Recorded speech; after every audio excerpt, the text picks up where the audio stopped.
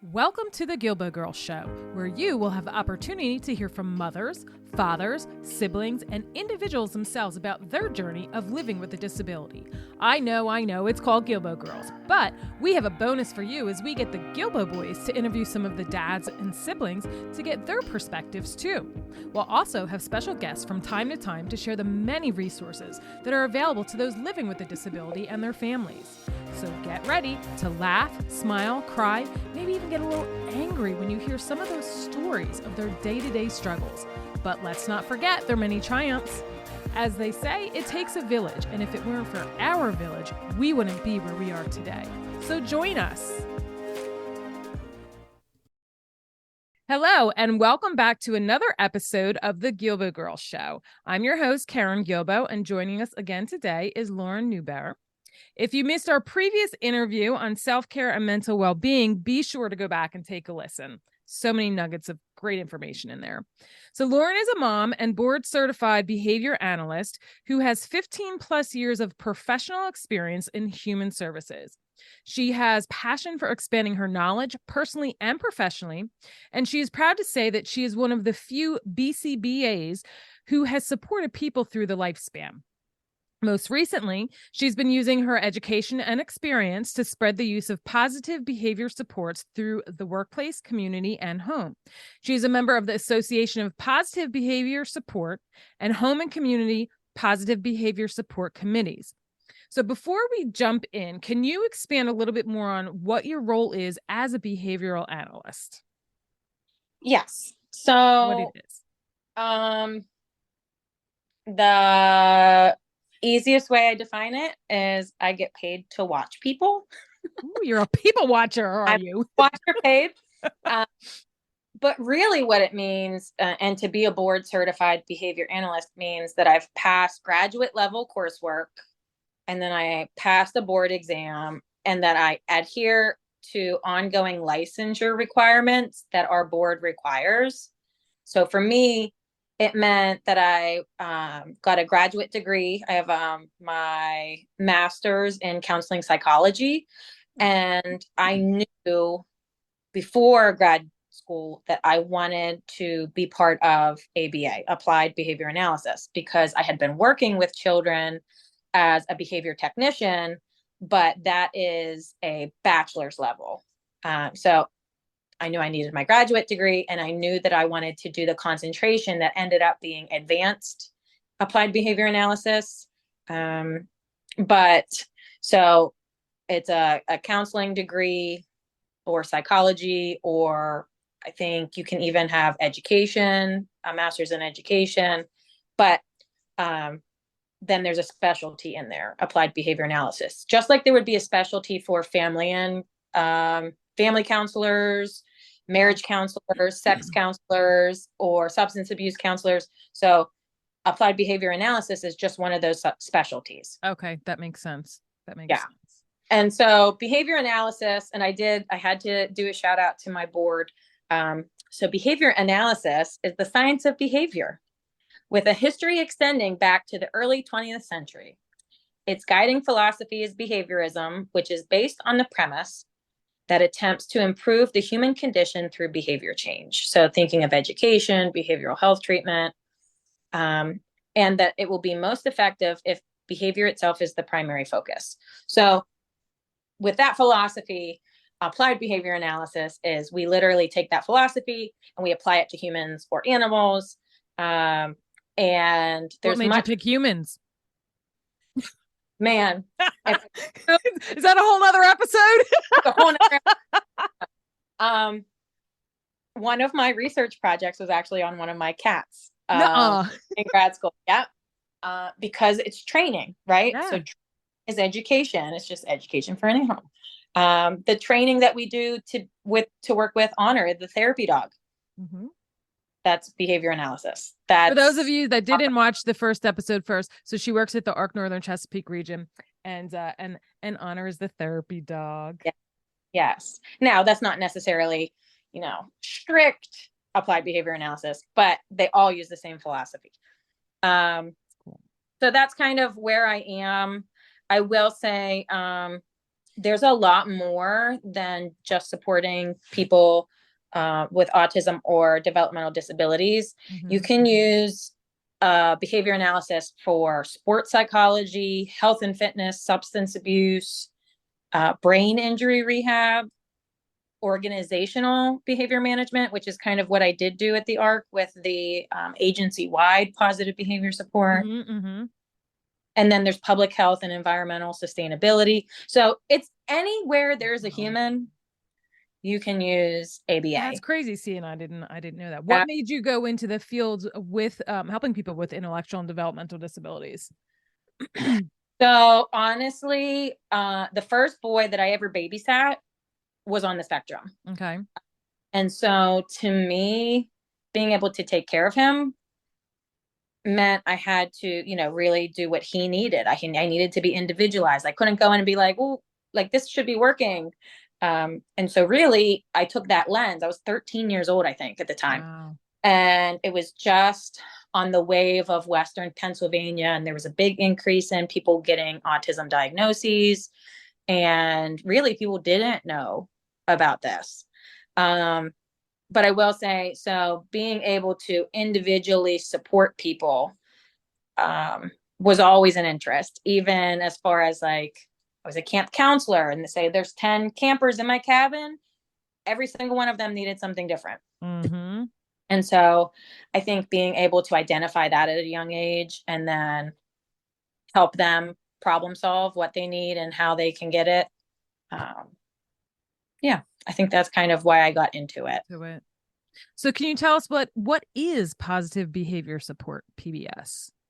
Sure. So PBS falls under applied behavior analysis.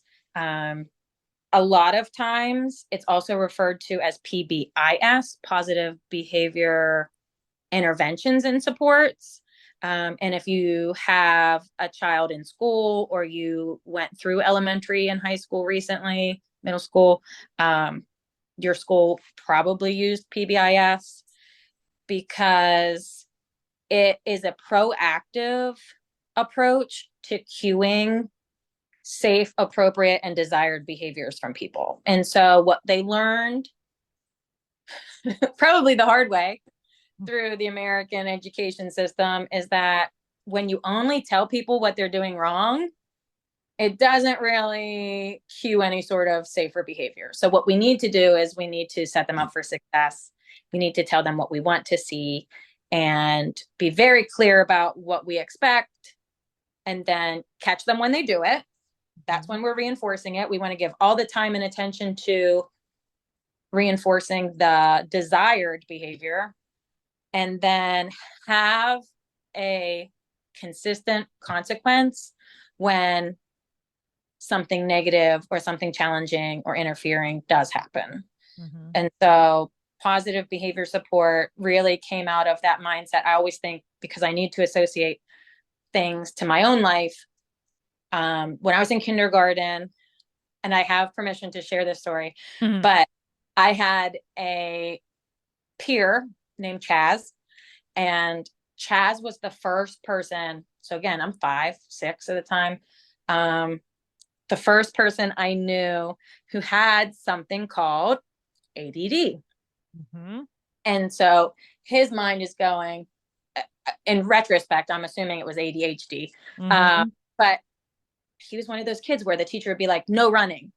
Well, his mind didn't process the no, and he would most often do the opposite. No hitting, no, like the rule chart at school, elementary school, was always no gum chewing, no, all of the no's. So true. And it led to a very punitive setting. And research has shown that that's not how people learn. They need to be reinforced when they're doing things appropriately. And so that is where PBS comes from. And it's been used in public schools now for decades. I will say there's a big push right now in adult services for human service providers to use positive behavior support with adults. But it's something that a lot of people use on a daily basis, and they just think, oh, that's being a good person. Right. Mm-hmm. And it Mm-hmm. is, but it's also then being a good person for other people. Right. Yeah. Can you share with us some of the strategies of positive behavior supports? Yeah. So I said, in my house right now where I'm sitting, I can see 3 or 4 different positive behavior support strategies from right here. I have my calendar out. I have my refrigerator where we hang all of the important information from school. And I can see my keys on the hook by the front door because I want to know where they are for tomorrow. And these are all proactive antecedent strategies to use to make sure that myself for tomorrow, I'm going to succeed. I'm going to know where my keys are. I'm going to know what my schedule is. And I'm going to remember, to put Layla's, ice pack in the freezer or whatever it might be. So the strategies are not necessarily blanket because we all have different needs and our families all have different needs. Mm-hmm.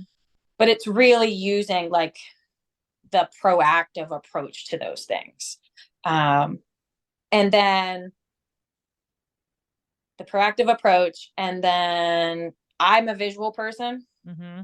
That's another strategy. So using visuals or even alarms. I don't know how many times I've set my phone alarm. I'll set my phone alarms and then I'll put in the little thing where you can label. I'm like, oh my gosh. I'm like, and then my reminder list. And then Jesse's like, what's this? And what do you, I'm like, I gave you permission for my calendar. I'm like, you know where I am, what I'm doing. I'm like, look at it. Don't ask me 5 million times. But even today, like I was at work and I took a picture of the calendar, and there was a couple people who had been using it because yes, I know like we put our time off into a system to request time off, but it's also good communication to write it on the dry erase calendar so everyone knows. Mm-hmm. And so I praise the people who had put their days off in on the calendar already, because that shows me a proactive approach to communicating like, hey, I'm going to be off. I love it. I appreciate it. And it's something, again, this is universal. It's a workplace or it's a family. Again, we color code our schedule here. So when your medical appointments are, your date nights are, school visits, IEP meetings, all of those things. Mm-hmm. But it is that proactive strategy that is most effective. And we kind of did cover, about some of the different benefits, of positive behavior supports. Yeah. Can you give us some insight into why people behave the way they do? Oh. So human behavior, again, I always say human behavior because most of what I've taught people, especially in the past 5 years, is not unique to people with disabilities. This is human behavior. It doesn't matter if they have a diagnosis of this, that, or the other thing. Human behavior is human behavior because it is completely maintained by the environment that we're in.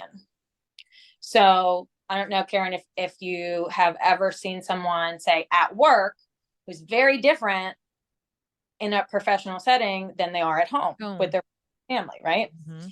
Because there's a different environment there. But also, it's important to know that every single human operates in a world where there are 4 functions. So there's 4 functions of behavior. So that means our behavior gets us or gets us away from one of these 4 categories. Tangible. So that's obtaining something that we want, tangible.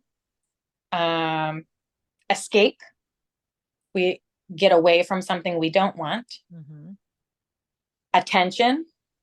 We get attention or sometimes away from negative attention. Mm-hmm. And sensory, meaning there is an internal automatic reaction our body has to something in the environment.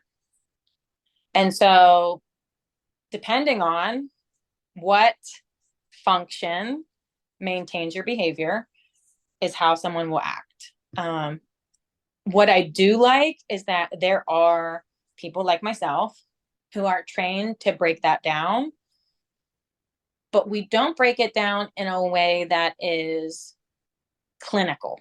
Mm-hmm. Mm-hmm.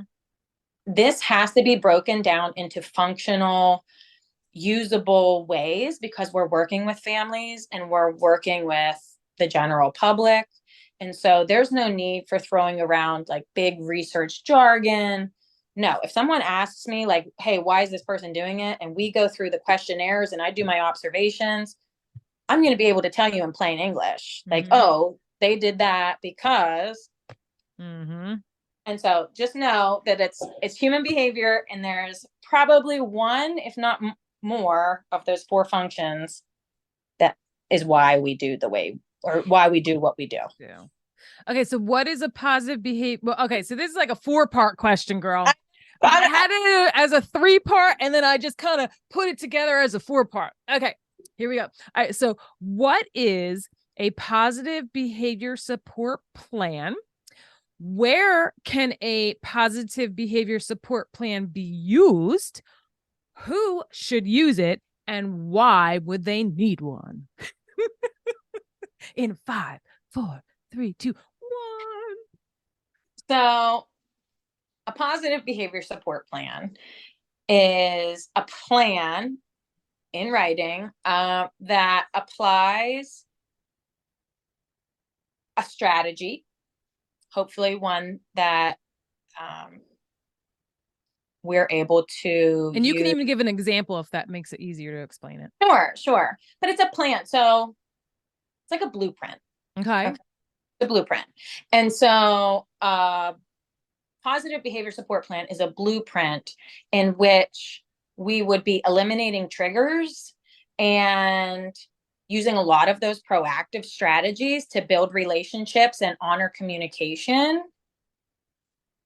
and then gives you a consistent way to respond if a behavior that interferes with health, safety, and or community inclusion occurs. So I always say a support plan can be used for any single human being that is struggling with changing their behavior. And so, Karen, if you came to me and you're like, I want to stop, I don't know, I want to stop going out to eat so much. Okay. Okay.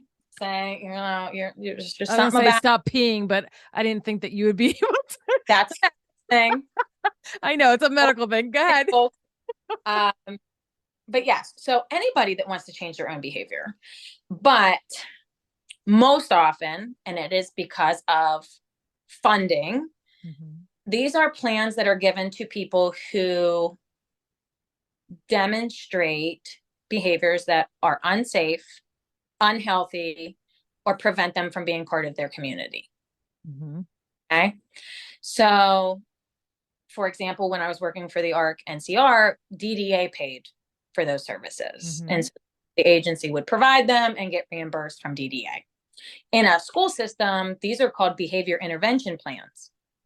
So again, it's a blueprint on how you would stop negative behaviors from happening. But because we call it a positive behavior support plan, what we're actually doing is building those adaptive replacement behaviors. So I'm like, okay, let me give you an example. So I have a learner right now who is using aggression and self-injury, biting herself and hitting and pinching others to get out of the group setting. So every time it's carpet time, she comes over and she has a tantrum. My job is to identify, number one, and we've done an assessment. This is an escape maintained behavior. She does not want to go to group. She doesn't like being in a circle. She doesn't, now it's not as specific as, oh, she doesn't like it because X, Y, and Z, but we know that this is a trigger for her. So my job is to identify what is the safe replacement for that. So instead of showing me with her teeth that she doesn't want to come to group, asking for a break or telling the person, telling my staff, I'm not ready. So that falls under communication. So requesting a break or, requesting a delay, or just saying, like, for some kids, it's, It might not be an escape, or it is an escape, but it's not the group that they don't like. It's that they don't want to sit on the carpet because it feels weird, right? So we offer a chair, and then all of a sudden, tantrum goes away. But so it is my job and the job of not, behavior analysts and registered behavior technicians to identify the safe replacement and then teach that.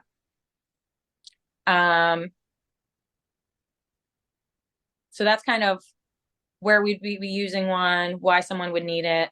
I'll be very honest. I use unofficial behavior support plans for people in my life all the time.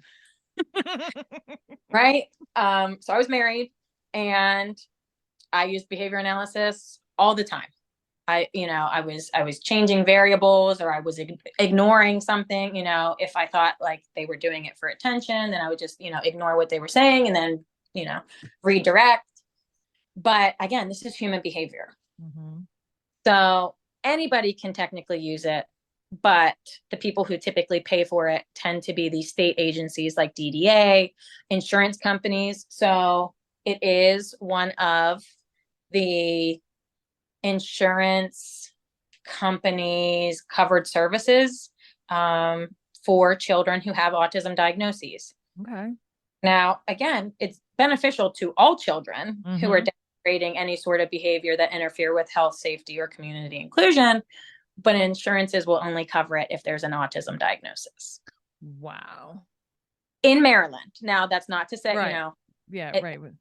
The state, I have the top 3 states, in my opinion, to live in if your child has autism, and Maryland is not one of them. So what are the good ones? So I would say, again, I'm partial Pennsylvania. Okay. In the Penn State, and their state system and their Medicaid does wonders. You get a diagnosis, you get 20 hours of in-home ABA, and that is to teach your parents the skills that they need to really become better caregivers. And a lot of parents end up going into the field of behavior analysis because this worked. I saw the result, and I can do this for other kids and other families. So Pennsylvania, Florida, and Arizona, just again, based on what the state does and the benefits that they have as far as being able to get ABA. But Maryland's coming along. Insurances are covering it now. So that's big. That's different than 10 years ago. Okay, so what are the best ways to engage caregivers to take an active role in behavioral intervention? So I always find it easiest to make sure that they have a role in developing any plan I make. Because I can make the best plan, the best blueprint, but if they can't read my handwriting, it's going to be pointless. If they're not bought into what I'm doing, it's pointless. So a lot of this goes into when plans are made or assessments are done, I'm building a relationship. I'm finding out what the parents like, what they dislike. I had a conversation during a parent training last month, and I said, what's your most favorite thing about your kid? And she was like, nobody has ever asked me that. Right? Because we want to know what they can't do, or, the insurance company wants to know what their deficits are, what milestones they're not meeting. But for you to want to change your own behavior, because that's what a plan does. It actually changes the parents or the staff or whoever's, around the person. It changes our behavior, not the person. Yeah. So making sure that they have a role in developing that. And then explaining the why. And so I think that's one of the benefits I have now as someone who has supported through the lifespan, from birth/diagnosis through end of life, is you see a difference, a stark difference in the people who had early intervention and those who didn't. Yeah. Whether it was speech, language, OT, PT, feeding, all of those things, ABA, making sure that I'm able to share the why. So yeah, today it just happened again. little girl was all snuggly with a little boy, and it was so sweet because they actually were interacting with each other. And I said, but we need to shape that now. So we're not going to stop them. We're not going to rip them apart and be like, no, that's bad. But do you want her to do that to the store clerk that's checking her out at Walmart? Yeah. No. So being able to share that why is really important. Because again, this is lifelong for these people. Yeah. And I want to teach them it now when their brains are soft and spongy and picking up all the good things. Mm-hmm. Yeah, absolutely. Okay, here we go with like another couple part question. Okay. Can you well, actually you kind of did. You've done a few of them. Can you describe a situation when you assisted an individual recognize that he or she had several choices and how to handle a difficult problem? What was the situation? What did you do? And what was the final outcome? Yeah. So, yeah, there's been a couple examples, but I like to go back to one of my adult examples. So, again, supporting someone, an adult, um, who was really on the fence on if she wanted to smoke cigarettes or not. Okay. And so every human being has choice. And so I actually walked her through what's called informed decision making. And I know that's, again, something I've learned in the past 5 years, but I use it all the time now. So informed decision making is, it's this person's choice whether they smoke or not. Mm-hmm. My personal opinion, yeah, they might want to take into account, but at the end of the day, if this person decides to smoke, they're the one living with that consequence, not me. Mm-hmm. So I like to, kind of understand like okay, what's the situation? Okay, this person decides, or she's, deciding whether or not she wants to buy a pack of cigarettes. And then I start to ask more questions like, well, why? Have you smoked before? Do you know how much cigarettes cost? Yeah, nowadays. Do you know what the health benefits or the health risks are to that? They answer the questions. Does anybody else smoke? And that's when I actually, light bulb moment was, she said, my boyfriend smokes and I want him to love me. And so we had that conversation of, do you think that he could love you if you didn't smoke? Well, yeah, he likes me now. He loves me now. So, okay. So it's up to you. But it sounds like, to me, you're really worried about your relationship and you want him to love you. But you think he can love you without smoking, but it's your choice. You can, buy the cigarettes or not. And I'm here to support you no matter what. So she ended up choosing to not buy the cigarettes. But the next time I saw her, I said, whatever happened with that?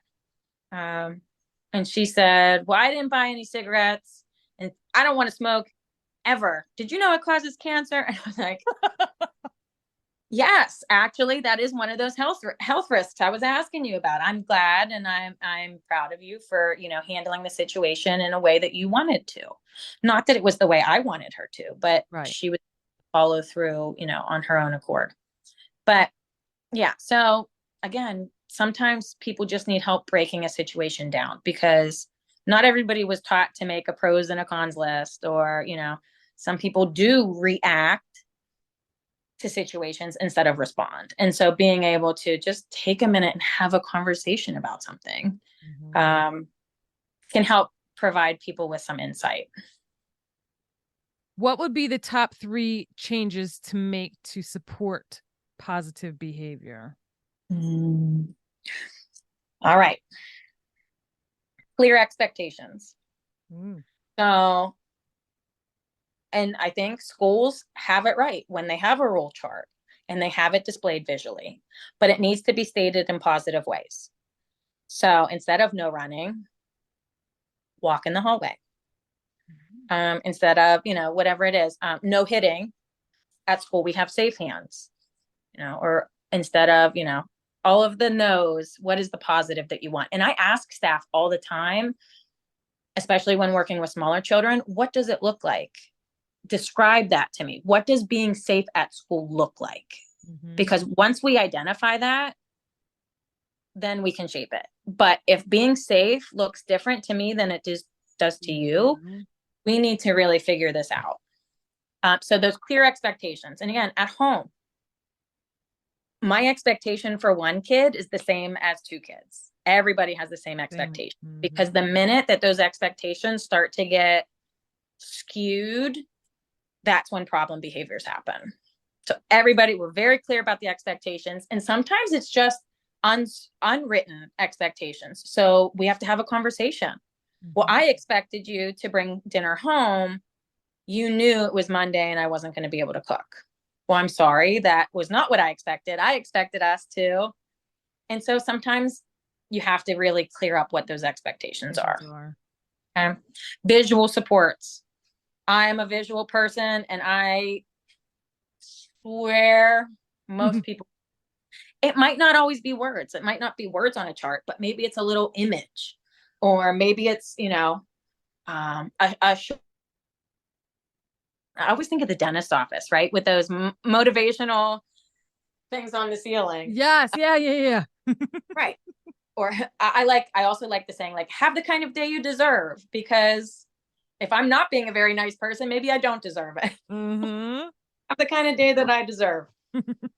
And then my third is to have clear consequences and to respond consistently. So family wise, good example is, my brother would come home after curfew, no problem. I would come home late from curfew and I would be grounded. Those consequences were not consistent. I could go to my dad's house and get away with a whole lot more than I could at my mom's house.